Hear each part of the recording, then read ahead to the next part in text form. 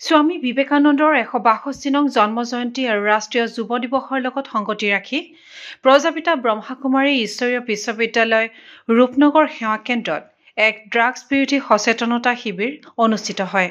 Mission স্পন্দন নামৰ এই শিবিৰত অংশগ্ৰহণ কৰা ব্যক্তিসকল আছিল Shri Pranit Sharma, assistant director, narcotic control bureau, Shri P N. Jha, narcotic control ব্যুৰোৰ মাণ্ডলিক সঞ্চালক, ডাক্তৰ কাবেৰী কাকতি, অনকলজি বিভাগ, ডাক্তৰ বি বৰুৱা কেঞ্চাৰ প্ৰতিষ্ঠান, ডাক্তৰ ৰাজীৱ কুমাৰ শৰ্মা, অবৈতনিক সাধাৰণ সম্পাদক, গ'ল্ড প্ৰতিষ্ঠান, Rajyogini Brahmakumari Jonali, sub zone incharge Brahmakumaris, মঞ্চ পৰিচালিকা ব্ৰহ্মাকুমাৰী মৌচুমী, তত্ত্বাবিধায়িকা নিউ গুৱাহাটী সেৱা কেন্দ্ৰ।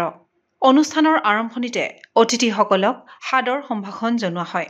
প্ৰণীত শৰ্মা ডাঙৰীয়াই ড্ৰাগছৰ পৰা হ'ব পৰা ভয়ানক সংকটৰ ওপৰত মূল্যৱান বক্তব্য আগবঢ়ায়। ड्रग्स जो हम लोग समझते हैं, एक तो ड्रग्स यानी मेडिसिन, जो कि हम लोग को जब बीमार पड़ते हैं, जो डॉक्टर हमको देते हैं और हम दुकान से खरीद के लेते हैं, वो एक ड्रग्स है। लेकिन जो हम आज ड्रग्स की बात करेंगे, वो ड्रग्स है आपका जो आप लोगों ने सुने होंगे, हेरोइन, गांजा, कोकेन, ये सब जो इलीगल सब्सटेंसेस होते हैं, हम उसके बारे में बात करेंगे। और हमारा ये जो जागरूकता है, इन सब चीजों से बचाव के लिए ही हम लोग आज यहाँ पे उपस्थित हुए हैं। तो ड्रग्स मतलब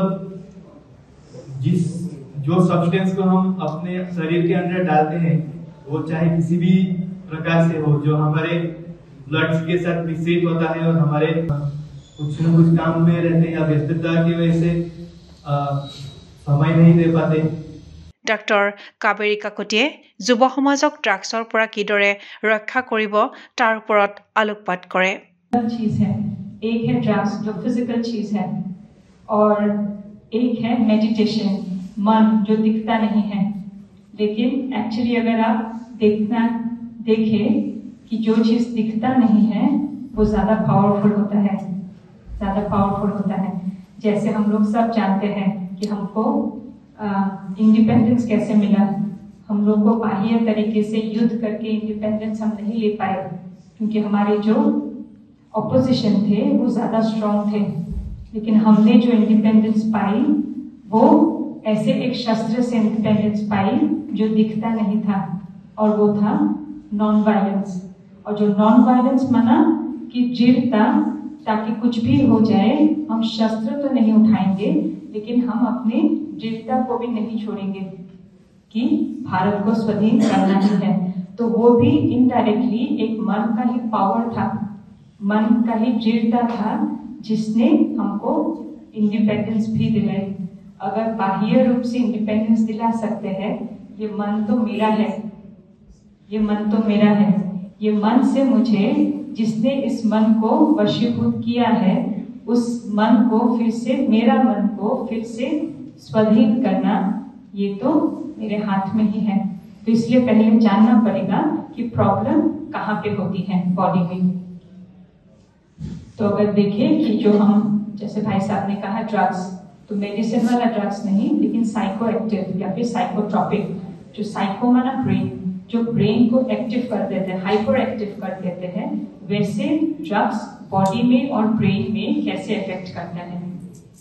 পি.এন. ঝাই ড্ৰাগছৰ বিষয়ে জানিবলগীয়া বিভিন্ন গুৰুত্বপূৰ্ণ দিশৰ ওপৰত বক্তব্য আগবঢ়ায়। चलिए इन सब चीजों पर हम जाएंगे नहीं। बेसिकली अभी हम देखते हैं कि ड्रग का प्रभाव हमारे शरीर पे कैसे होता है। ड्रग को हम कैटेगराइज किए हैं हमने, एक तो बेस्ड ऑन ओरिजिन, जो इसकी उत्पत्ति होती है उसके आधार पर, और उसका इसका शरीर पर क्या प्रभाव पड़ता है उसके आधार पर। ओरिजिन के हिसाब से देखना चाहते हैं हम, नेचुरल ड्रग, सेमी सिंथेटिक और सिंथेटिक ड्रग्स होते हैं। Basically natural drug plant based होते हैं। सेमी सिंथेटिक ड्रग्स जो होते हैं, जो उसमें नेचुरल ड्रग्स में केमिकल सब्सटेंस मिला दिया जाता है और दोनों को मिश्रण से जो ड्रग तैयार किया जाता है वो सेमी सिंथेटिक है। और थर्ड कैटेगरी है सिंथेटिक ड्रग्स का, जो बेसिकली केमिकल ही होते हैं, इसमें नेचुरल ड्रग्स नहीं होता है, सिर्फ केमिकल बेस्ड होते हैं। ডাক্তৰ ৰাজীৱ কুমাৰ শৰ্মাই ড্ৰাগছত আসক্তসকলৰ সুৰক্ষা বিষয়ক বক্তৃতা প্ৰদান কৰে। জিন আছে, DNA আছে, সেই মতে মই সোনকালে ড্ৰাগৰ প্ৰতি আসক্ত হয়।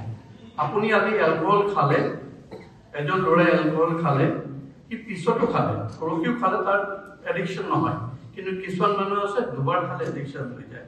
আৰু আজি এটা কথা মই আপোনাক সাজুৰে ক'ব পাৰোঁ, ইয়াত থকা কোনো মানুহে বুকুত হাত দি ক'ব নোৱাৰে যে মোৰ পৰিয়ালত কেতিয়াও কোনো ড্ৰাগ এডিক্ট নহ'ব, কোনো এজন এলকহলিক নহ'ব। প্ৰত্যেকটো ভাল মানুহৰ ঘৰত, প্ৰত্যেকটো সম্ভ্ৰান্ত পৰিয়ালৰ ঘৰত মই এলকহল ড্ৰাগছ দেখিছোঁ।